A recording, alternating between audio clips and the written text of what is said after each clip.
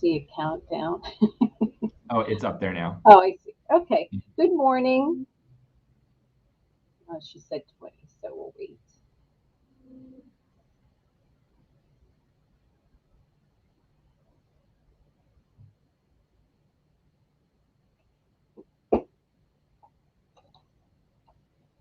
Good morning, everyone. My name is Mary Ellen Crace, and I'm one of the co-chairs for the Behavioral Health Action Team of Healthy St. Mary's Partnership. On behalf of the team, I'm pleased to introduce Dr. Alexander Chan. Dr. Chan is the Mental and Behavioral Health Specialist for the University of Maryland Extension Family and Consumer Sciences Program.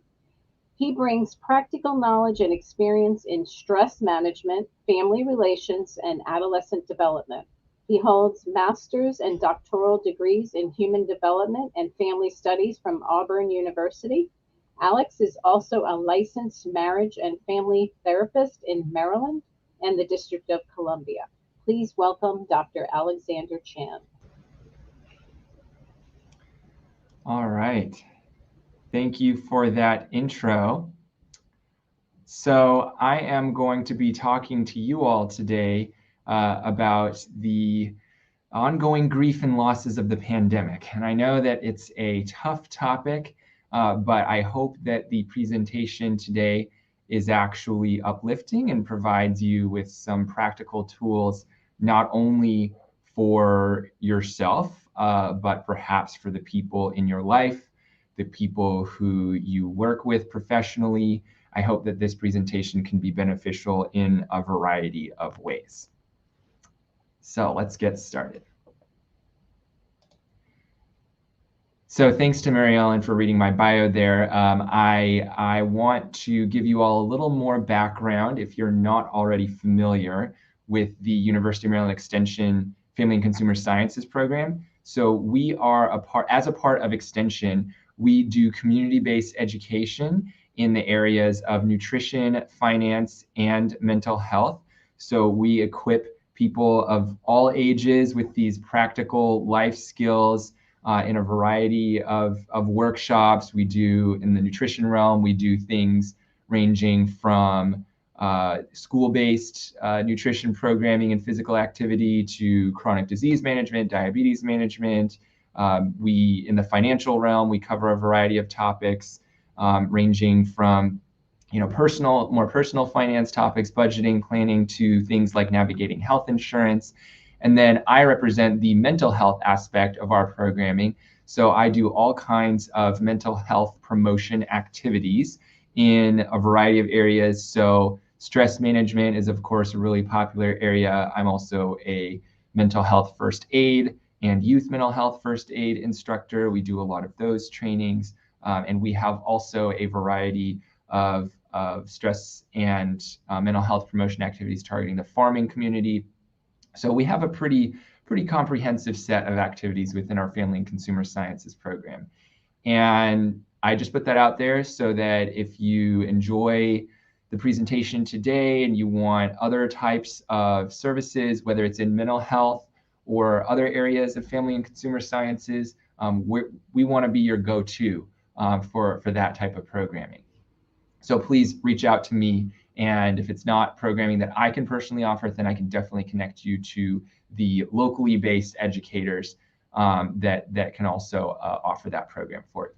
All right, so that's just a little background on the program and what we do in Extension. We also have a variety of other program areas that I won't get into today, but we have a lot, so check us out. All right, so diving into our topic, I've been doing this presentation on grief for a long time now. It's, basically since the start of the pandemic, I've been doing this presentation. And so since 2020, I've refined and gone through different iterations of this presentation. And a lot of us had this idea that when we were, when the new year came around and when things started to change, vaccine wise and all that, we were looking at a more hopeful, 2021, but seemed like, what happened was that we got a whole other set of issues. So I often start this presentation with a little bit of dark humor of 2020 showing 2021 around the workplace, Joker and Pennywise, just joking about how to make our lives more difficult this year. So this has been really, I bring this up, to laugh a little bit, but also to show that, the issues, the mental health issues, and especially grief, which we're going to be talking about today, are really ongoing.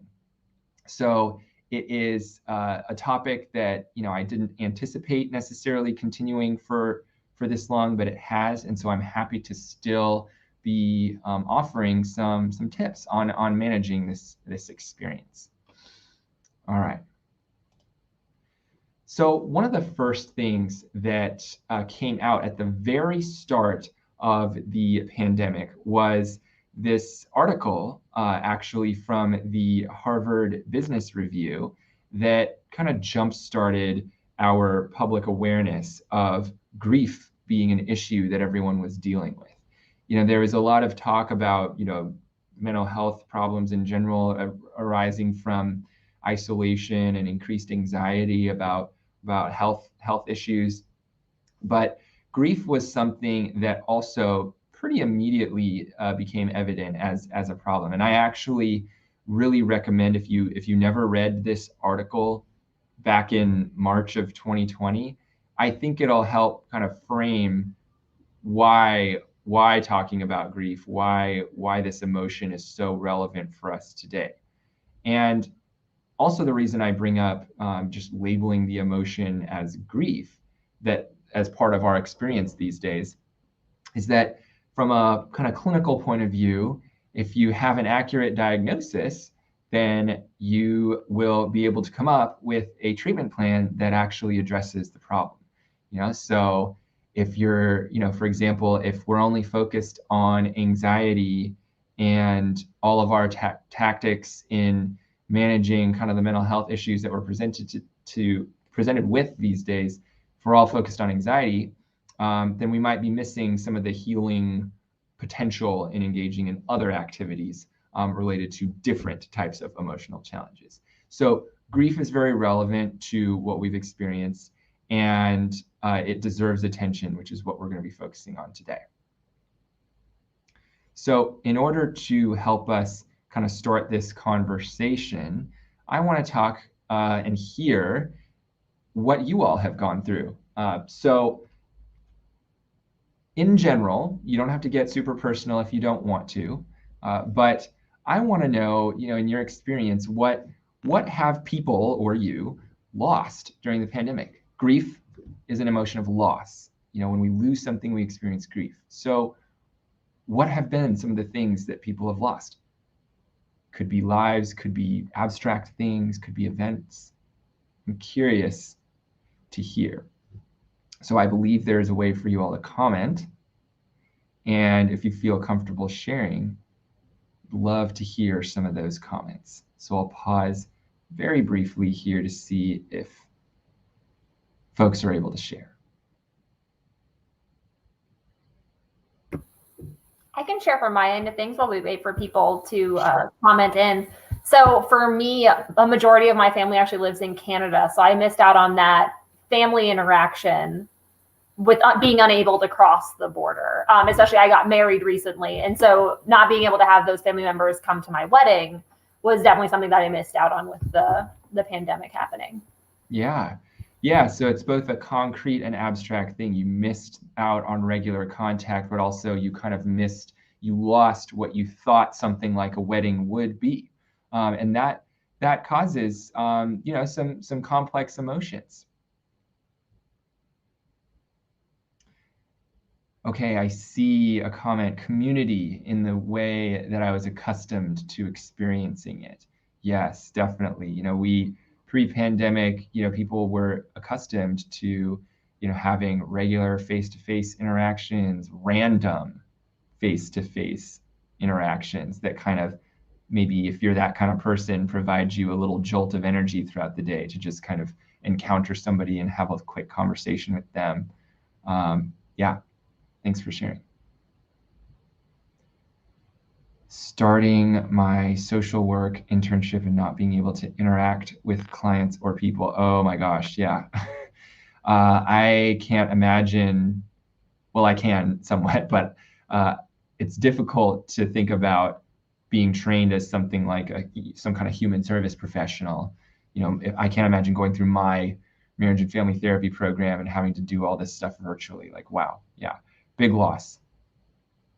But also, of course, opportunity for resilience, but adjusting your expectations. Thanks for sharing that.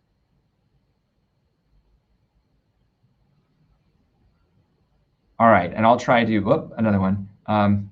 Teens lost a lot of the year of sports and healthy outlets. And oh, hello, Christine. Glad to see you out there. Yeah, teens lost a year of sports and healthy outlets, and some missed out on milestone ceremonies. Yes. So things that kind of add anchors in our experience of life were lost.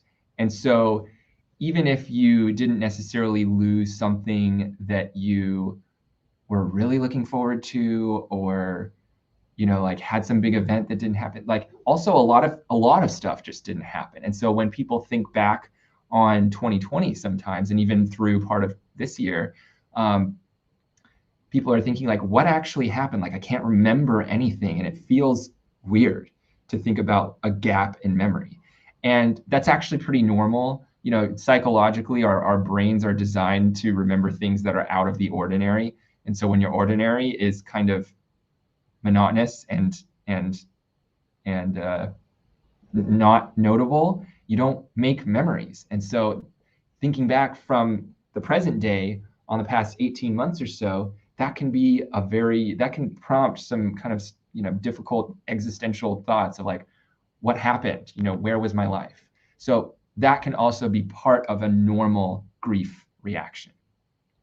So thanks for sharing that. Yeah, separate spaces. Yeah, just everything being commingled. That is definitely a big loss and adjustment. And yeah, some people like it better this way and some people don't. Yeah, jobs, housing, childcare. Yeah, these are all great responses. Family gatherings. Yeah. Okay, well, thanks for all the comments that people have shared. I'm going to keep moving here. But what's evident is that the losses have been quite varied. It's not just the loss of life, which has been incredible. It's also the loss of all these other things. And so sometimes people don't even know that they're experiencing grief because it's not necessarily attached to somebody dying. All right. Okay, so just to set the stage a little bit here, we're going to talk about the stages of grief. And I want to introduce you all to a sixth stage of grief here. Most of us, or perhaps many of us, are familiar with the first 5 stages of grief. It's something that a lot of people probably encountered maybe in health class or some kind of intro to psych if you went to college and took something like that. Or it's a pretty common concept that there are stages of grieving. And just as a refresher, the first stage often is denial, like just kind of ignoring what happened or believing that it's not what it appears to be. Anger, of course, as a reaction to being deprived of something or deprived of somebody's presence in your life. Bargaining, kind of when you think about the pandemic, oh, this will be over in a couple weeks. If we just shut down and be real good for 2 weeks, stay at home, it'll all go away. That didn't happen. Depression, feeling as though there's no hope. This is all, none of it makes sense. It's how am I ever going to go on without these things that I've lost or these people that I've lost? And then finally, acceptance. That's generally in the past, I'd say like pre-2000, where a lot of the popular understanding and even a little bit in the mental health community, even though the ideas were starting, before 2000, that's where a lot of us stopped.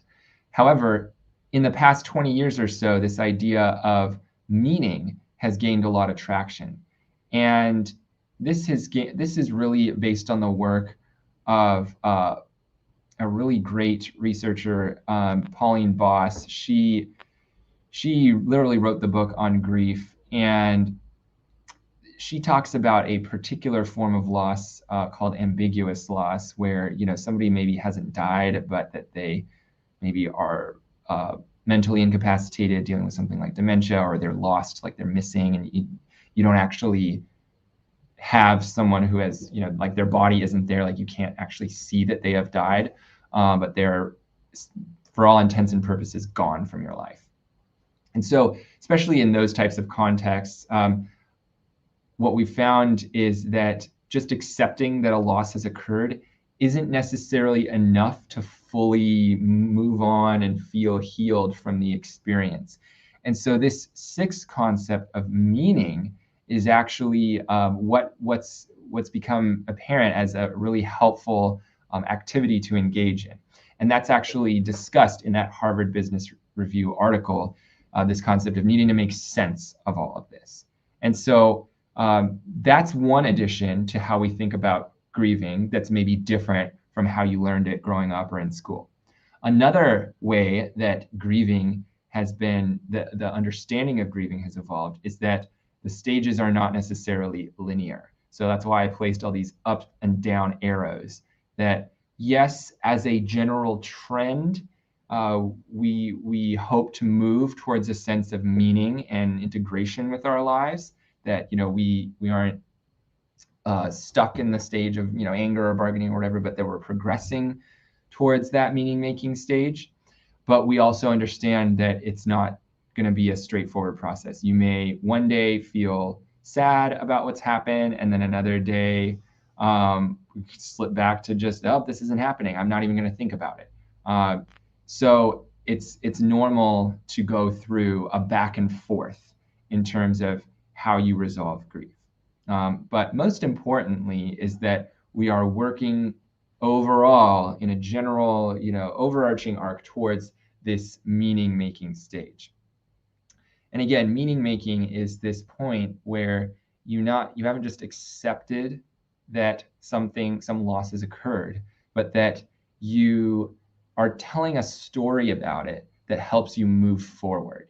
It's not just that, okay, I've lost memories and would-be, events from 2020, and guess I just got to deal with it. That's sort of acceptance. Meaning making would be, going beyond that and saying, okay, how am I really moving ahead? What story can I tell that actually pushes me forward, rather than just kind of accepting that I've lost a bunch of things? So we're going to be spending the rest of the time now talking about what do we do to push ahead into that meaning-making stage. So, of course, before we get there, it is important, as you're progressing through some of these stages, there's a lot of tough emotions that accompany grief. Grief is kind of like a complex thing. It's not just necessarily one set of experiences. And so some type of first aid activities in terms of your mental health will be helpful throughout the process. Typical advice, the mindful, the deep breathing, exercise and nutrition, staying on track, and then maintaining social connections as much as possible. This is kind of the standard advice that I think was quite prolific and quite well distributed throughout the pandemic. We've done a lot of discussion about these topics, including myself, and I'm happy to continue talking about these things because we can all use reminders of these areas. However, it doesn't stop there with something like grief. It doesn't, you can't breathe away the grief. So, not diminishing these activities, but just saying that these are these are ways to keep yourself stable as you go through the process. Now, I know I just said you can't breathe your way through grief. I did want to highlight, though, that it is a relevant strategy. I do presentations about mindfulness in addition to ones that are specific like this, and it's amazing what mindfulness and breath work and stuff like that can do. We are one of the few animals in the world, if the only perhaps, that can control our breathing in a way that really has produces emotional changes for us. The control of our breathing slows our heart rate down. It can totally activate a different side of the nervous system that's more responsible for calm and digestion and things associated with safety. So there is immense power to engaging in things like breathing. And I encourage you all to do more of it if you're not already doing it, because it is a stabilizing strategy. But I do want to help us move beyond that. I also want to help us move beyond the idea that self-care and stabilizing ourselves is just defined through emotional activities. There are a variety of other things that you can engage in that count as self-care that will impact your mental health.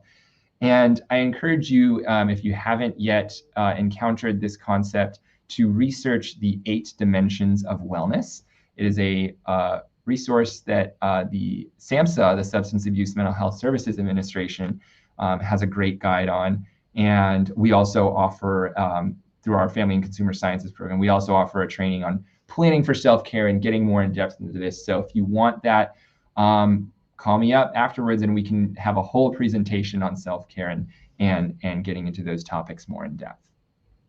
But I did just want to mention that now, in that these activities support the grieving process and are necessary to kind of help yourself through it, but they're necessary but not sufficient. All right, so the big first question that I want you all to ask as part of this meaning-making process, one of the questions that will help you start to push into that realm of the grief resolution is, how do I want to emerge from this crisis? So this is a question that, like I said earlier, prompts forward thinking. It's like you're taking a future perspective, looking back. Thinking a couple years down the line, or in a future where things have stabilized more than they have now. What will I look like on the other side of this? What will I have accomplished? And sometimes the accomplishment is just surviving, right? But I think you can add on to that too. Another way to ask this question would be, what does it say about me that I lived through this? There's some pretty, interesting ways of thinking about your place in history and your, your own personal qualities that are coming up to the surface because we've lived through such a challenge. So, and this is going to be a different answer for everybody, right? Like, early on in the pandemic, everybody was baking sourdough. Maybe that's not your thing. That doesn't say that you didn't become a baker as a result of the pandemic, but perhaps you learned about other qualities in yourself that you didn't really know about before living through this crisis. All of this helps us start to make sense of the chaos, because in our lives today, we have so much information coming our way. We have a lot of changes that we have to be ready for, and it can feel chaotic. So as we internally begin to answer these questions and rehearse them with other people, my note at the bottom, thinking out loud about this with other people. As we do that, it starts to help make a more coherent story about what we're going through. And having a sense of coherence really helps people push through chaotic times like this. So sometimes, people make sense of things by blaming others, like, oh, this shouldn't have been, and it's this person's fault that, we're in this mess. Okay, yeah, that may help you have a coherent story about why we're here and what it all means, but it doesn't necessarily help you identify your own resilience, your own resources that you may be discovering now as a result of all this. So I would suggest that as you work through these questions of, what will it say about me and how will I emerge from this crisis, try to avoid the blame game. We want to call up a story of personal resources, personal resilience here related to the experiences that we've all had. Because not only does it help you, see kind of the silver lining in a sense, but it also helps you, it reminds you of things that you can do now. Because you're not going to say like, oh, it said that I was able to adapt to change. I learned that I was able to do that much more than I thought I could. You're not going to say that if that's not already partly true. And so when you remind yourself of that through talking about it, you can do it more in the present. So you're using that sort of future perspective, but it also helps you remind you of yourself of what you can do now to help you continue to adapt and be resilient. So in someone else's words, I posted this a long time ago on LinkedIn, an article that I wrote alongside this presentation.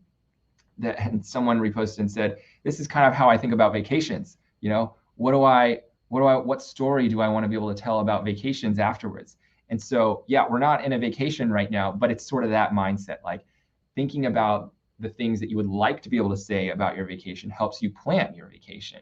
I want to be able to say that I did this and this and this. I want to be able to say that, I saw the Eiffel Tower and ate, croissants and stuff when I go to Paris. And so I'm going to make sure that I put those things on my agenda. It does help you with concrete actions in the present that affect your quality of life. So I mentioned that part of the brainstorming may have to be done with somebody else. We've done enough stuff on our own, so it's time to also involve other people in this process. And this isn't necessarily to invite their commentary or have them tell us how we should be thinking, or critique our own sense making. It's just to air out what's going on for us. And I love this quote because it's so useful in so many interpersonal realms right now that sometimes you just need to talk not to get help, but to just kill the power of something by allowing the truth of things to hit the air. A little hippy-dippy, but I think you all can understand the meaning of this, that when you say something, it helps you master it on your own. So as part of this process, I want you to involve other people in answering these questions and talking about it, but you also have to give them that unconditional support and validation. You don't have to make their stories your own, like the whole sourdough thing. It doesn't matter that you didn't become a baker or that your big meaning making thing is that you just survived something hard, and somebody else's is that, well, they became an athlete and they did all this stuff and they transformed themselves. Just because their story is different from yours doesn't mean that yours is insufficient. So just put that out of your mind. What everyone needs as we share our stories is that encouragement and validation and genuine happiness for the other person. That I'm so glad that you are figuring this out, because you need that too. So to the extent that you're giving that support and validation to other people and you're recognizing other people's process, you're making it more likely that they'll do the same for you. So this is mutual. You're talking to other people to help you brainstorm what is my narrative, and you're supporting them as they work out their own. You can express curiosity. You can express curiosity and non-judgmental kind of validation of their story too. Everyone needs to talk about this, and we can't do it by ourselves. So a quick caveat about validation. It doesn't mean approval, or praise, I mean. This comic, it kind of gets at that. Somebody, you don't need to tell somebody that they have a great story. You just need to express that, you're listening, you're interested in how they're making sense of things, and that you're happy for them. It's not that, their story is a particularly great one or whatever it is. It's not a comparison. One of the things that can help us do that is, a lot of times when we're hearing people try to cope and tell their stories and work things out, we might want to edit for them. They may be struggling with telling their story, and, we're trying to say, oh, well, I know you're feeling super depressed, but I just went to this presentation and we need to be thinking about how to move through all this. That kind of shuts people down. And so part of your listening to other people's stories may first need to be hearing about some of the prior stages of grief that they're going through, and giving them validation around that topic. So rather than saying, oh, I understand that you're feeling down, but you really need to be making sense of all this. No, you just give them the validation for the stage that they're at. They may not be quite ready for the meaning making stage, but you'll support them just by saying how you get what they're going through in that moment. And you can still share about how you're making sense of everything, and they'll kind of process that as time goes on. But yeah, if you change that but when somebody's down and sharing that with you into a because, like you get why they're feeling something or thinking something because, and you give them all these reasons that you heard them, feels a lot better and may actually help them progress on to that meaning making stage. Little plug, I also have a whole presentation about this topic where we practice that and really get into this, how to coach somebody through difficult emotions, and you don't have to be a therapist to learn it.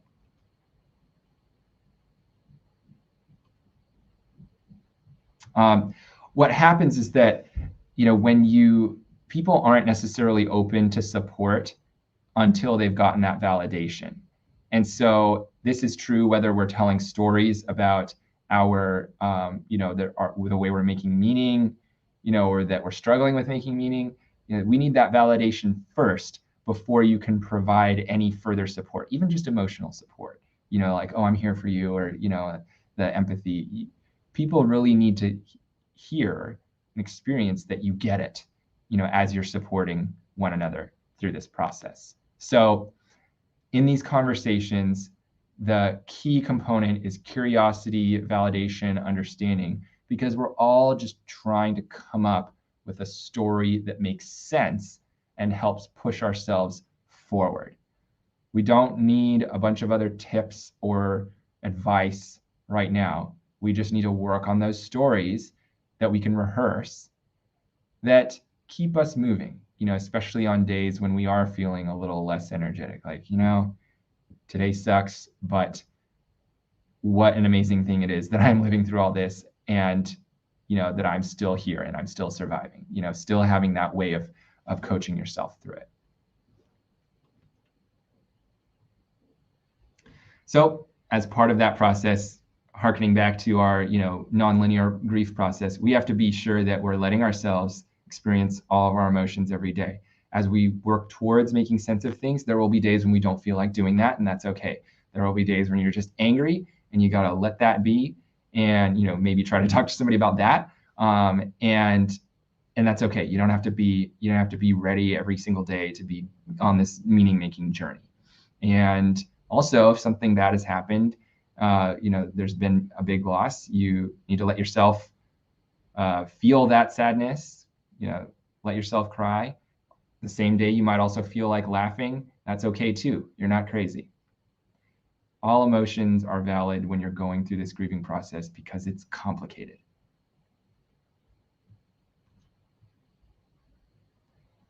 If you do need a boost, I love this little graphic, happiness chemicals and how to hack them. There's various examples here of the different hormones in our brains that govern certain feelings and the activities that are associated with them. And some of these you'll recognize are some of those first aid activities, those stabilization activities.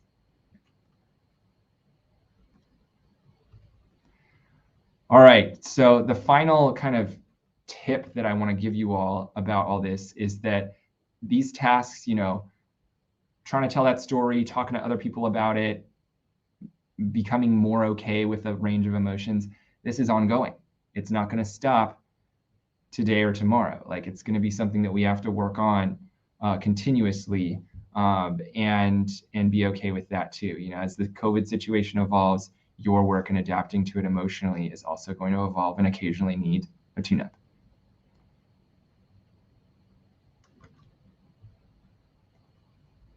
I always, I offer a lot of self-help type of presentations because I understand that most of us in United States culture want to help ourselves before asking for other people, but it's not always enough. So a few signs that it's not enough. If you're noticing big changes in your own or somebody else's eating, basic daily habits, that's a sign that they might need help maybe. Hopelessness for sure, flat emotions, very limited, not very expressive could be a sign. Excessive avoidance or fixation on certain things, anxiety being really high. Suicidality, of course, a big indicator for professional help. But also, again, reemphasize, when your own attempts to improve your mood have not yielded enough progress determined by you, that is also an indicator. Don't keep going it alone when what you're doing isn't working. There are people out there to help you come up with new strategies and break through whatever rut you're in. All right, so I wonder if anyone, I know maybe we have about 9 minutes left here, if anyone feels comfortable sharing. I know this can be very personal, but I wonder if anyone, as we were thinking about our stories earlier, what does it say about me that I've lived through this, or how do I want to emerge from this? I wonder if anyone thought of kind of the beginning of that story for themselves. How are you all answering that question even right now as you begin? I know this is like first time hearing it. Maybe you haven't come up with a lot, but what are some of the first words that are coming to your guys' minds as you think about those earlier questions? How will I emerge from this? Or how do I want to emerge from this? Or what does it say about me that I've lived and living through this right now? So I'll wait a moment for some comments and take a risk. Try to articulate the beginning of your story. For me, I think the story definitely has involved learning about my boundaries, because all the changes associated with the way we work and the way we have to navigate work and personal when they're commingled. I mean, right now I'm in my physical office, but during the earlier part of the pandemic, I definitely learned more about personal boundaries and, the need to get better at that. So that's been something that I learned for myself, and that, was kind of a lesson that I don't know that I would have learned without all this disruption. What about you all? What story are you able to tell that keeps you moving ahead, that gives you something to do today or keep working on?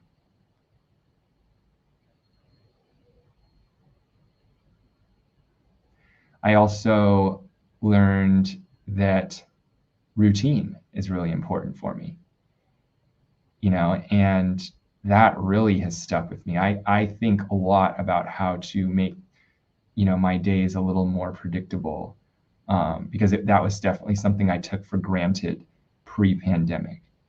So basically the pandemic, what does it say about me that I lived through this? Is that I needed a big disruption in order to learn some things that were hidden from even myself. But that's okay. And now I'm more open to learning those things. Okay, thanks, Daphne, for sharing. Learning flexibility, learning how to find a new way to work. I learned how important my work relationships are to my health and productivity. Yes, yeah, just having those contacts at work and energizing what you do is part of being productive. It's sad to feel like you're working in isolation. And so, yeah, learning. So if you learned that, I would say that the present day implications of that are being more intentional about reaching out if you're still working from home, or if you're no longer working from home, cherishing, fostering those relationships, really making sure to take advantage. Another person learned how to set boundaries. Yeah. Or learned how important it is, at least. Yeah. Maybe doing it is hard for all of us, but learning the importance for sure. Yeah. It's crazy how something like this is what is necessary to learn these lessons. Learned how determined and dedicated I am. Got an MSW and got licensed. Congratulations. Even when I thought I wasn't worthy. Yeah. Yeah. Wow. So overcoming that like imposter syndrome, that's huge. You know, you emerged a new person, literally. So that's awesome. Life slowed down, spent more time with my daughter, patience with 4th grade math. Oh my gosh, yeah. That is, yeah, learning how to accept a slower pace. And now the challenge, I think, is how do I retain that? So if that's a lesson that you really, if that's a, quality of life that you begin to appreciate, the present day implication is probably, what can I do to keep that pace from getting out of hand again? Prioritize family and balance work requirements. Yeah, I needed the disruption to break the cycle. Yeah, I think that's one of the most powerful narratives that I've heard, because I've done this presentation a lot, is that I needed the shock to the system to break certain habits. And it's okay. We all are kind of, the way we live life is kind of governed by these invisible thermostats, that keep us at a certain temperature, and deviating. When we deviate, there's a lot of forces that keep us in our box. So kind of like the thermostat brings us back to that temperature. And it's only when the power goes out and the thermostat breaks that you can truly do something else. So yeah, great point. Learned about my need for socialization. Started the pandemic getting my master's, but once I lost the structure, I felt lost. Now I work to make that structure for myself. Very challenging, but also recognizing that that's what you needed is really important. And again, going back to my first point about labeling things, until you can label the thing that you need, it's very hard to give yourself the treatment that you need for that problem. So I'm glad you found that out for yourself. All right, maybe one more comment. Oh, is that it? Okay. So thanks all for sharing. That was really great. So since you all are perhaps helpers of some kind, I've been sharing this service that we developed last year. It's a text messaging service in partnership with 211. You get 3 texts per week. I think they come day after day, so it might be like Monday, Tuesday, Wednesday, but 3 a week. 1 each in nutrition, mindfulness, and social connection. And they're just little nudges for those stabilization activities, things that keep you healthy enough to consider some of these bigger questions of meaning and how to push through the grief. So you sign up by texting the word MD Wellness to the number 898-211, and that'll sign you up. And at the end, you get to hopefully tell me in a survey if you changed anything as a result of those texts.